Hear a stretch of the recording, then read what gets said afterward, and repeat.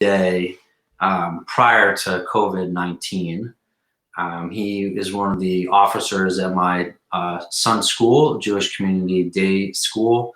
And I always just love seeing Lucas. He's got a smile on his face. He's there, he plays with the kids. The kids love this guy. Oh my God. He's like Superman for these kids.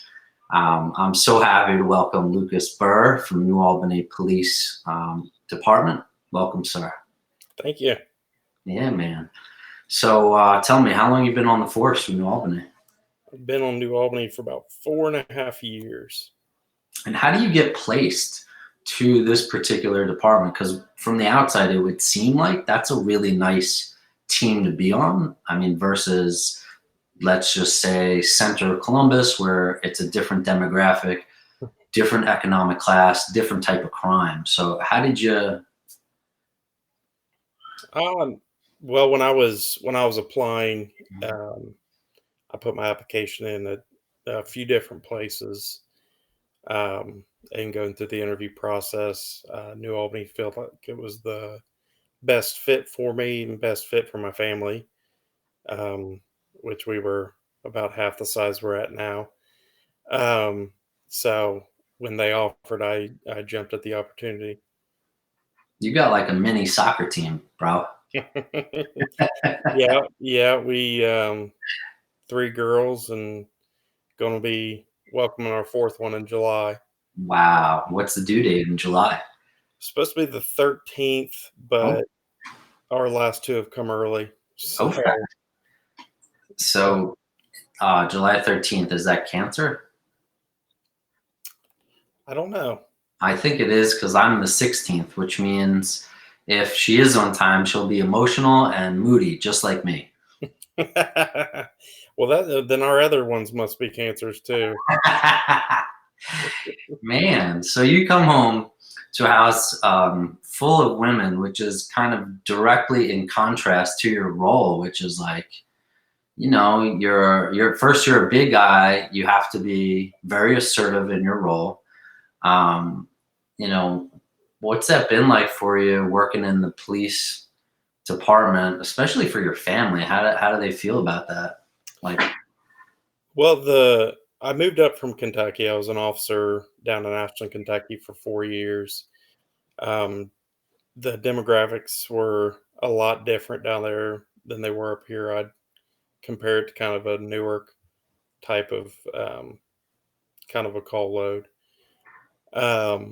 So my wife, when we got together, I was already a police officer. So it wasn't a big shock when I accepted the job up here. Um, she was kind of used to it. She's a little more relieved because it's a little more relaxed now. Um, Different kind of um, type of person I deal with up here, compared to down there. But as far as um, as far as flipping the switch, I try to change at the police department as far as change out of my uniform if possible. It's kind of a signal of leaving the day there at the department. So when I come home, I can just be dad. yeah, sure. Usually come home to a very loud house with our kids. Hmm. So it kind of, if I wasn't ready before, that definitely tells me it's dad time. Sure. Yeah, you're like a police officer in the community and a police officer at home. Yeah. There's like, except it's like disturbing the peace 24/7. Oh, absolutely. They disturbing me and my wife's peace at least. So what time are you getting up? What's your shift? I start shift at 6 in the morning and then I get off at 2. If on the days that I go and work at the Jewish school, I'll get off at 6 at night, Mhm. which is only 2 to 3 times a week. So there's only 2 to 3 days that I work 12-hour shifts, Mhm. if there's no overtime at the department. Sure. And so if you're on at 6, does that mean you're up at 6? No, I'm usually I got a morning routine. I get up at around 4:30.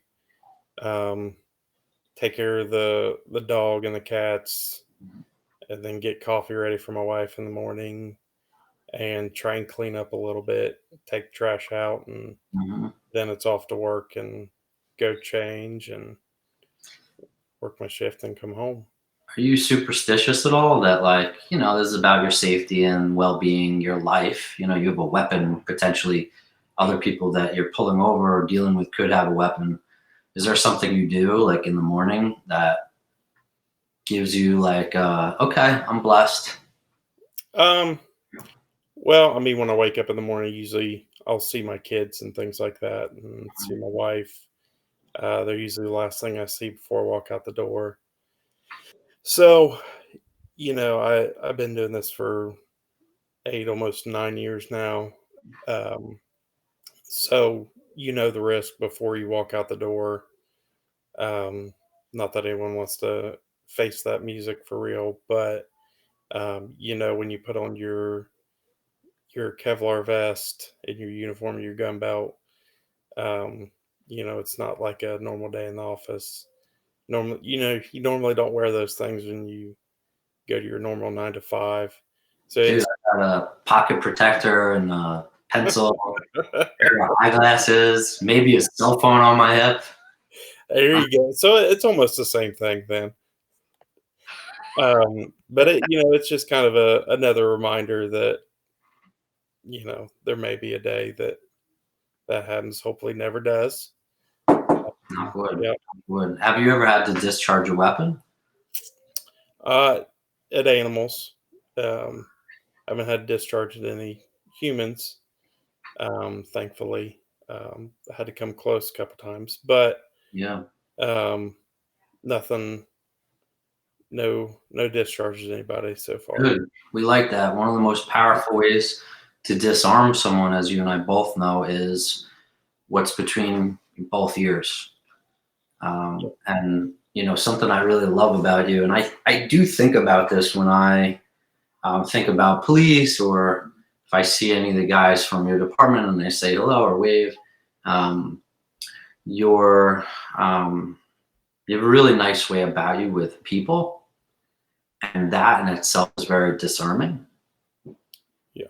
Um, and I don't know what it's like to be on the other end, where you have to stop someone or stop a crime, but it just seems like um, you have a very good disposition for your role as a police officer. I try to. You catch more flies with honey than vinegar. So you have to let somebody know that you're in charge, and once that's established, then you can de-escalate things. Sure. Um, you always they have to know you're in charge, but that doesn't always mean that if you're in charge, you're not going to compromise. You have to be willing to give a little in order to get, so that both people feel like they have got the result that they wanted, or at least Sure. something that they like. So my perception is that because Ohio has pretty liberal conceal and carry laws, that a traffic stop would be much higher risk than it would, say, in New York, where it's very difficult to get a conceal and carry. Is that true? Do you feel that way? Um, I'm usually not concerned with the people that have their concealed carry license. Um, I mean, it's not that easy to get, and if you have it, you don't want to lose it. Um, and most of the people that have concealed carry um, are wanting to protect themselves and their loved ones. Um, if I'm not threatening them in any way, they don't feel the need to feel threatened. Got it. So even though they may have a weapon in the car, it doesn't really cross your mind that, like, there are more weapons in Ohio and this is more risky. That doesn't really. I mean, if they have a weapon in the car, your your attention goes up a lot more, and then Sure. you're a little bit elevated. But you don't need to. If they have a weapon in the car, you don't need to yell and scream at them, because Sure. as long as you keep things nice and calm, um, and make sure that you can see their hands, because hands are the things that'll kill you. Um, so if you can see their hands, you just get back up to keep an eye on the person. And if it's a traffic stop and are, if they have their concealed carry, Mhm. they're most of the time their hands are on the steering wheel anyways. And they're supposed to be. Yeah.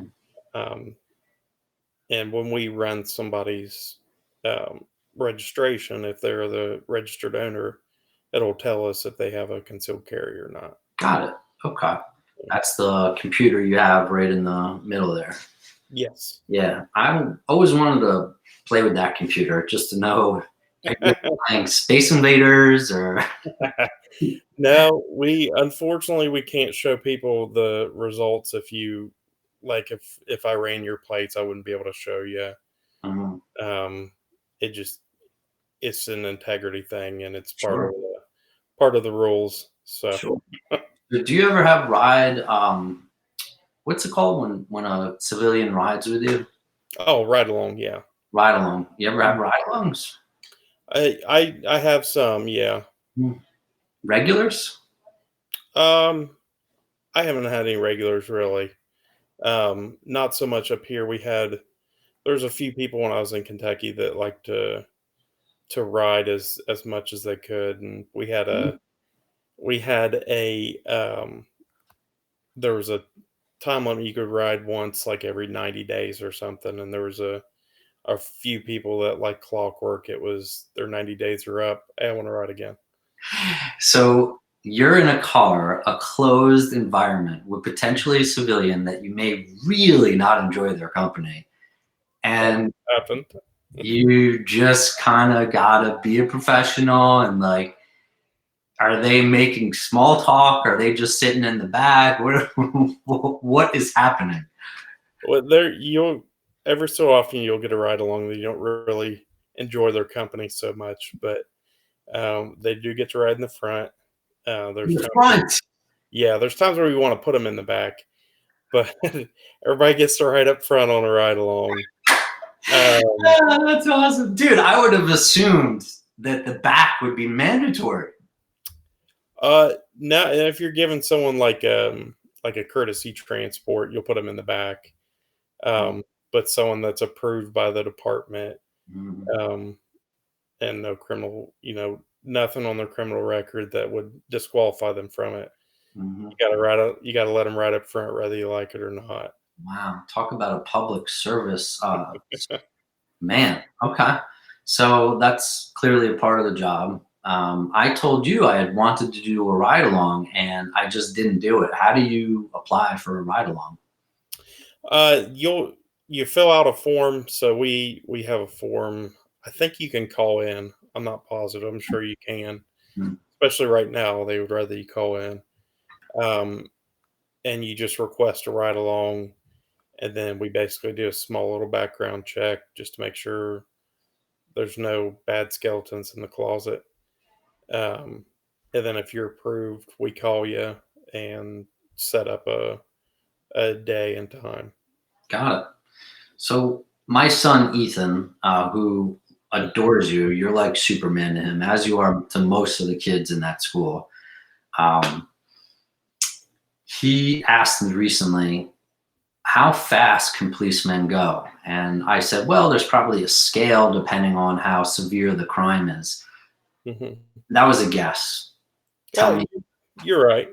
yeah. Um, it's preached while you're in the academy, while you're in the FTO process and things like that, to drive with due regard for the rest of the community. So if there's a theft report that you have to go to, you're not going to turn on your lights and siren and run 100-mile-an-hour to it. If there's a threat of someone's life to be in danger, then you're going to turn on the lights and run 100-mile-an-hour. But in doing that, every time you come to an intersection, you still need to slow down.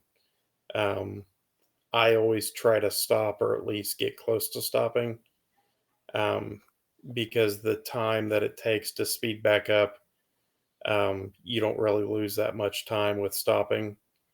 It's a difference between, stopping and letting that person that has their head down texting or has their earphones in, not paying attention, not driving safely, who has a green light. If you don't stop and you're just driving through and you hit them, you're at fault because their light was green, even though your lights and siren were going, you didn't drive with due regard. Wow. So you're Wow. yeah, you're ordered to get over for the emergency lights, but um, it's never going to be a good day for you if you hit someone that had a green light and they didn't hear your sirens. Sure. Sure. What do you have under the hood? Because I hear these they're Fords, right? Yeah, yeah, I've owned Fords, and truth be told, I've gunned it, but my Ford does not sound like that. yeah. They have turbos in them. I'm not sure the horsepower. How much better the turbo does for you, but they can they can speed up in a hurry. When you need them to. Yeah, yeah.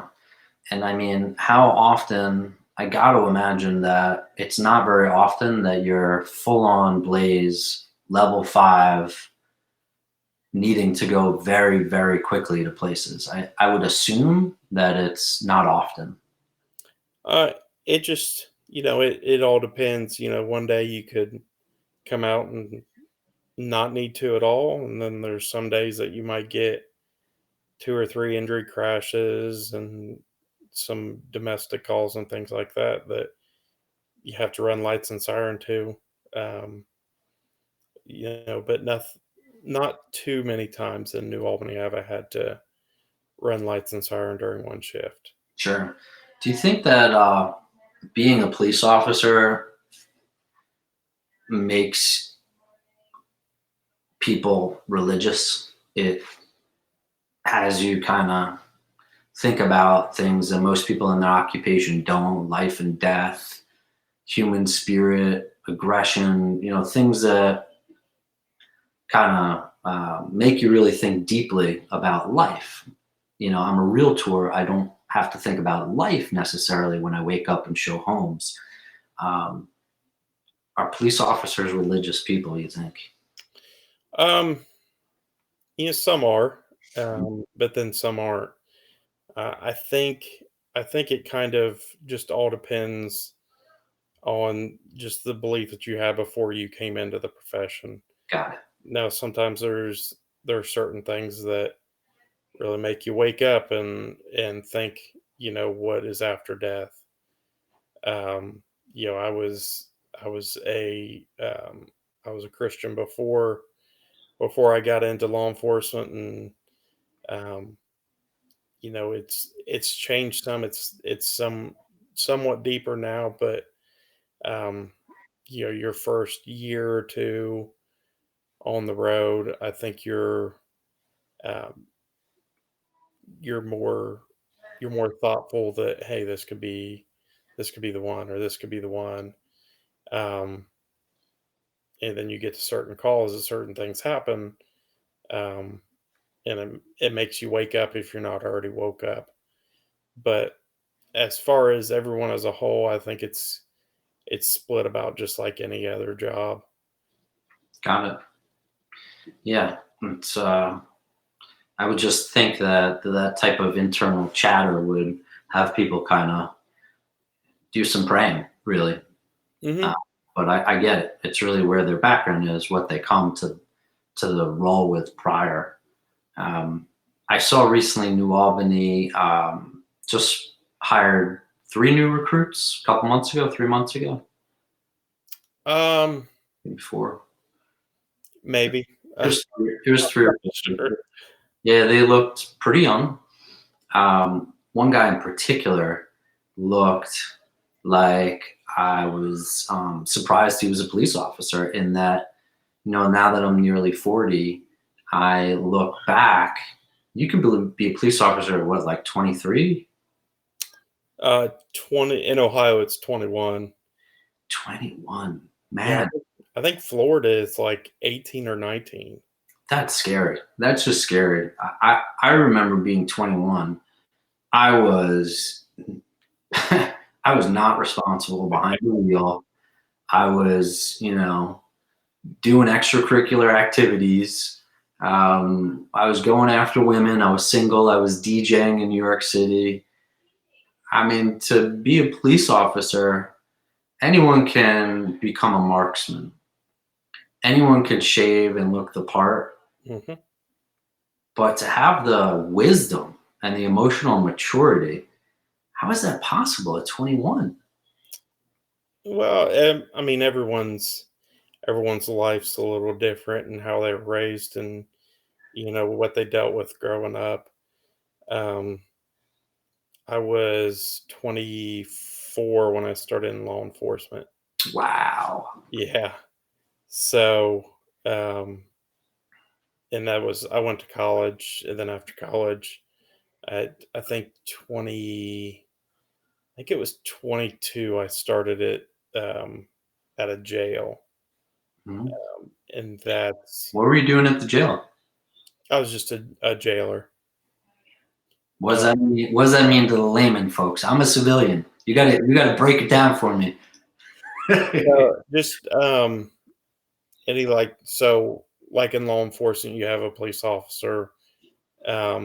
It's pretty in a jail. You have just a if it's run by a sheriff's department, then they're a deputy. Um, Ours wasn't run by um, a sheriff's department, so I was just a jailer.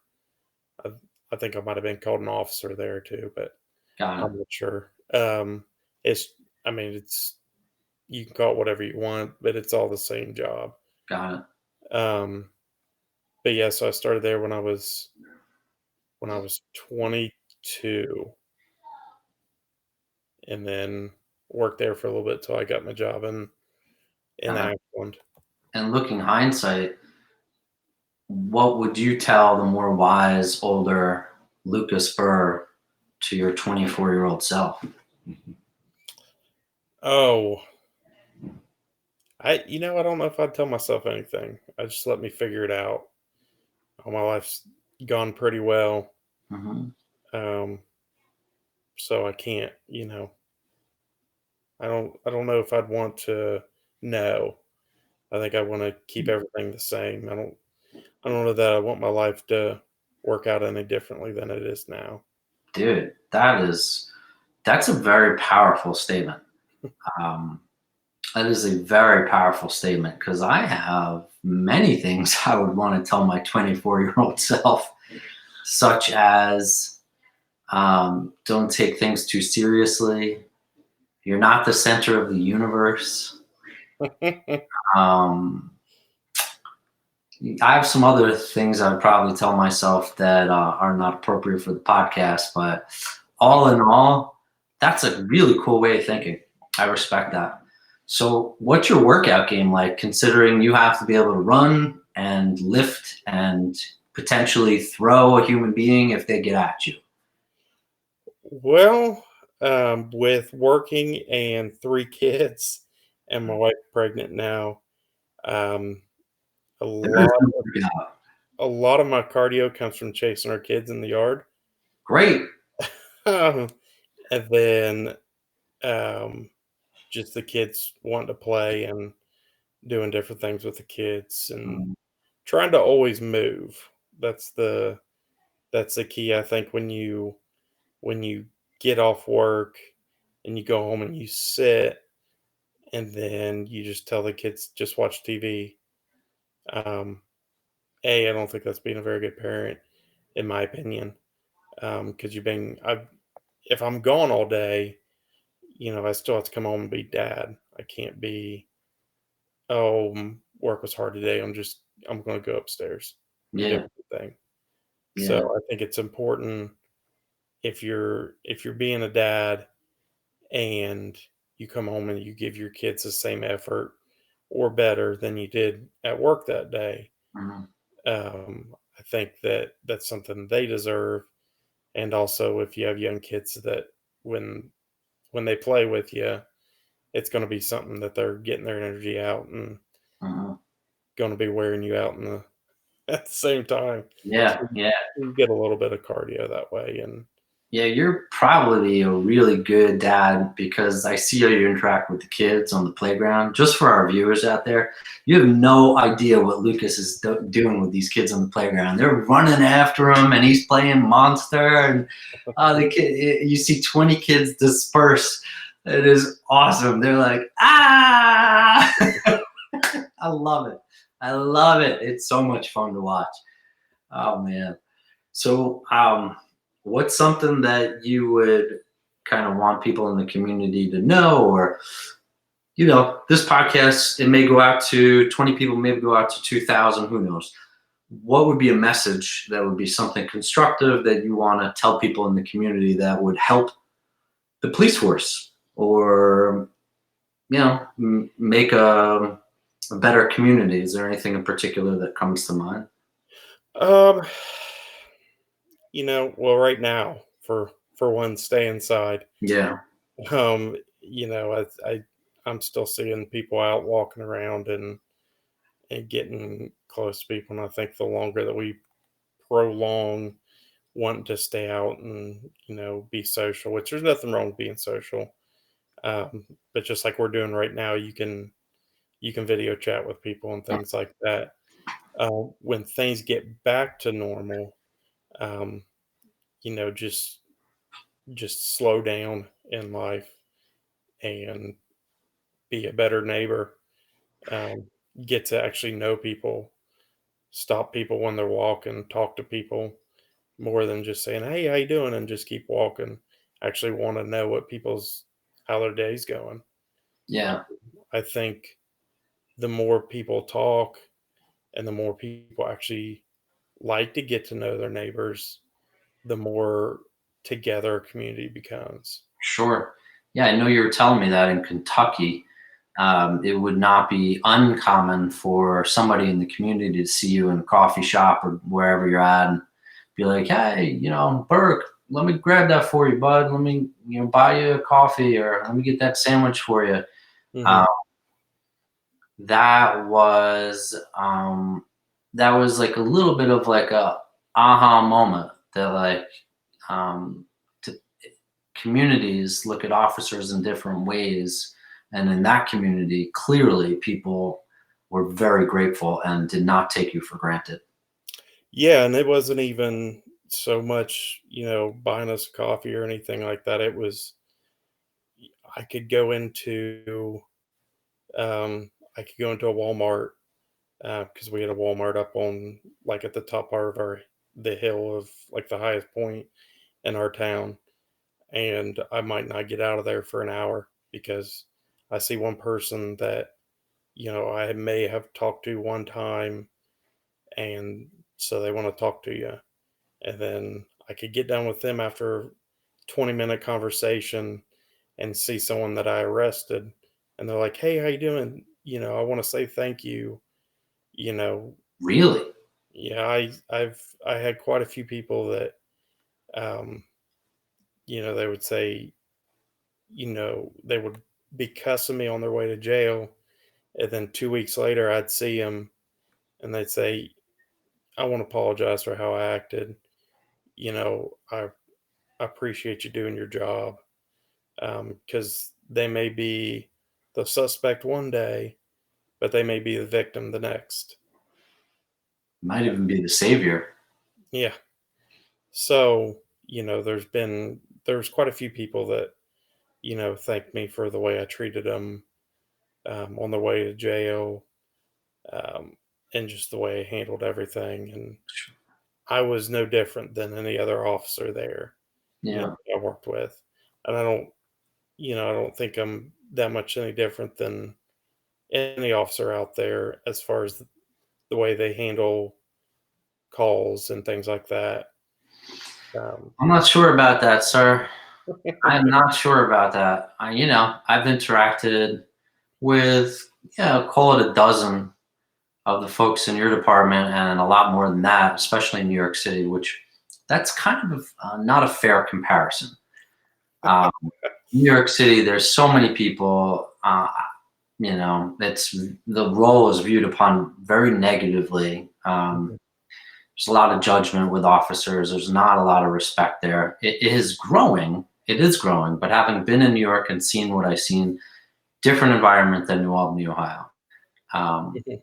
One thing I will say is that there seems to be a growing fear, a rhetoric, a conversation around kind of like God complex. You ever hear that? You ever hear that God complex? They kind of abuse their power.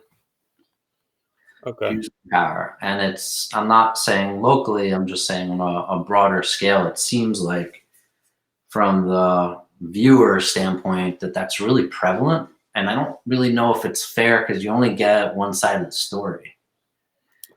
Yeah. Um, and your someone's interaction with a police officer, it could be way different than someone, the next day. Um, because especially in those big cities where they get a lot more violent crimes and things like that, Mhm. you know, you may be, I may be interacting with you after I may be stopping you for, let's say, like a speed, you were going 15 over. Isn't a big crime, but, I may have just witnessed a child that was just abused. So you may be carrying that over to your traffic stop. So, are not that you should lose your cool on people, but, if they make it a very difficult traffic stop, you're still dealing with that call before. Sure. Although the call's done, all the paperwork's done, I try to reset in between each call, but there's certain calls that you can't really reset from. It Hey, man, I takes get it. longer.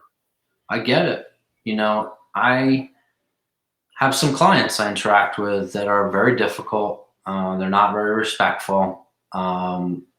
And I have to manage that delicately. And then when I get off the call, I really have to reset because your emotional state changes, how you interact with people changes, Mhm, um, and you can't allow your past to create your future. But it's very easy for that to occur. mhm. Um, so, how do you like to reset? What's your go-to if you're on the job? You encounter something that's just like, okay, that just blew my mind. I need to just take a deep breath. Is it you park the car in the lot and you just like open the window, catch your breath? What is that? Yeah, I think there needs to be something distinctive that says, okay, that is over. Let me just at least make it through the rest of the shift so that I can go on my own and process this completely and, really clear up that call.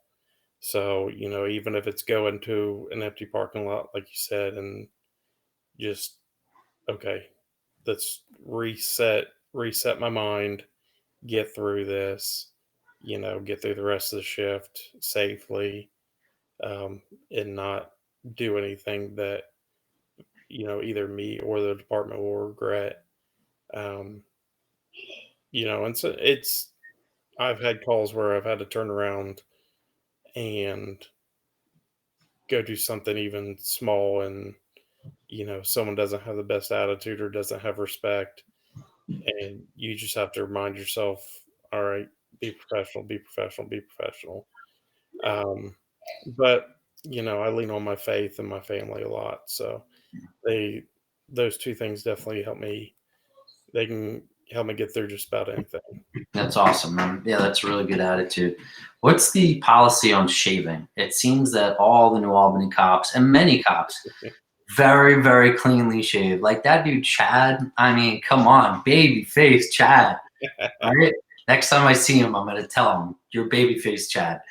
Uh, How do you guys get such close shaves without getting razor burn every day? You just get good at knowing which way your hair grows. Got it.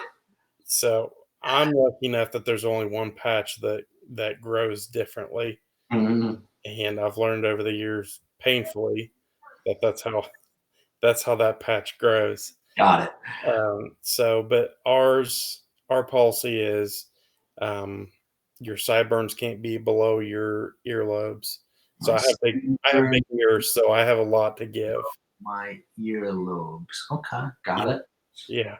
And then your hair has to be off your collar and things like that. So Got it. Yeah, I'm high and tight right now, man. My wife shaved my head, and it's funny nice. because in my last conversation online, I was pointing out I've got spots which there aren't as much hair as I used to have. You do not have that problem. You got a very full head of hair, dude. Well, I got the receded hair. Hmm. It's not receding, it's just receded. It stopped. Hmm. Um, so yeah, I thankfully I'm very lucky. I've been blessed with at least decent hair. So He's got good hair, this guy. Well, Lucas, I'm really really thankful. I got to tell you, you bring a warmth, a humility, a charm, a really fun, positive attitude to your job, and what you do in the community is it's impactful far beyond what you know because the way you treat someone very likely will change their mood and the way they treat the next person. mhm. So, who you be in this community is changing the community. So, I just want to say thank you. I love you, dude. Always great to see you. And after COVID, I will definitely come on a ride along. And I promise to not chat your ear off. I'll bring like snacks. I'll bring like Yeah, apple juice. yes, I love snacks. Yes. All right, man. Good seeing you. And thank you for joining me today.